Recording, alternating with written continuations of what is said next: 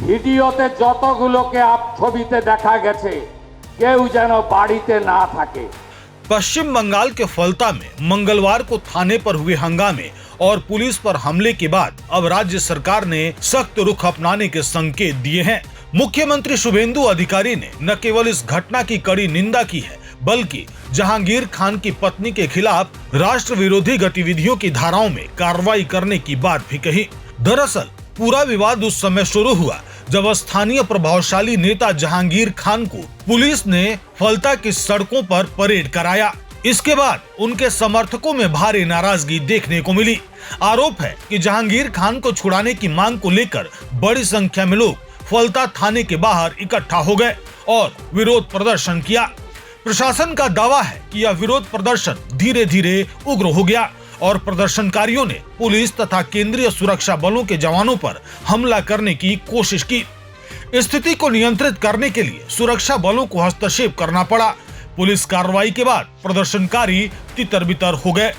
कई लोगों के भागने और आसपास के तालाबों में कूदने की तस्वीरें भी सामने आई, जो पूरे घटनाक्रम की गंभीरता को दर्शाती है। घटना के ठीक 24 घंटे बाद मुख्यमंत्री शुभेंदु अधिकारी ने इस पूरे मामले पर तीखी प्रतिक्रिया दी। उन्होंने कहा कि एक माफिया की पत्नी के नेतृत्व में पुलिस और अर्धसैनिक बलों पर हमला किया गया, जिसे किसी भी कीमत पर बर्दाश्त नहीं किया जा सकता।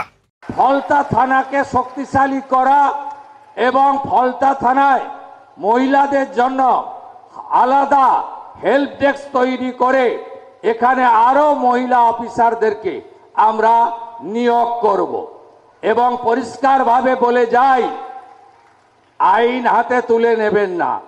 ए सरकार छाड़बे ना, ए सरकार काउके छाड़बे ना। आमी जखन এই কল্যাণ শিবিরে একজন বোনকে পরিষেবা দিচ্ছিলাম, তিনি আমাকে বলছিলেন চোখের জল ফেলতে ফেলতে একটু আগেই ডিজিপি সাক্ষী বলছেন আমার মাথার সিঁদুর আপনারা রক্ষা করে দিয়েছেন।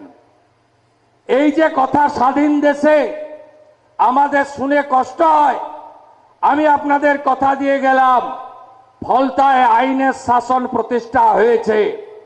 এখানে শাসকের আইন চলবে না। গুন্ডামি, জঙ্গিপনা, জমি লুট আমরা কোনোটাই ভবিষ্যতে করতে দেব না। ভোট লুট তো অতীত হয়ে গেছে।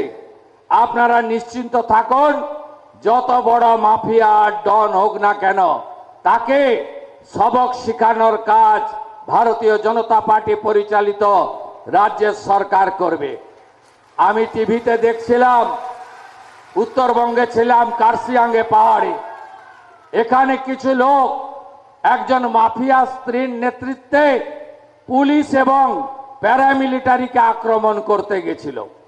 আমি এখানে এসপি সাহেব আছেন, আমি বলে গেলাম ভিডিওতে যতগুলোকে ছবিতে দেখা গেছে কেউ যেন বাড়িতে না থাকে।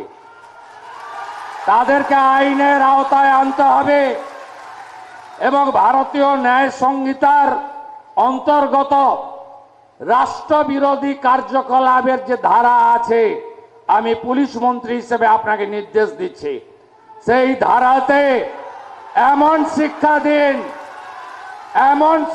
দিন যাতে কোনোদিন কোনো পুলিশ সরকারি কর্মচারী প্যারামিলিটারি যারা এসেছেন আমাদের সাহায্য করতে তাদেরকে কেউ আক্রমণ করার সাহস না রাখে। আপনারা শুনলে খুশি হবেন, শুধু জেলের ভাত খাওয়ানো নয়, যারা হামলা করেছে তাদের সম্পত্তি বাজেয়াপ্ত করে সেই সম্পত্তিকে নিলামে চড়ানোর কাজও আপনাদের ডবল ইঞ্জিন সরকার করবে।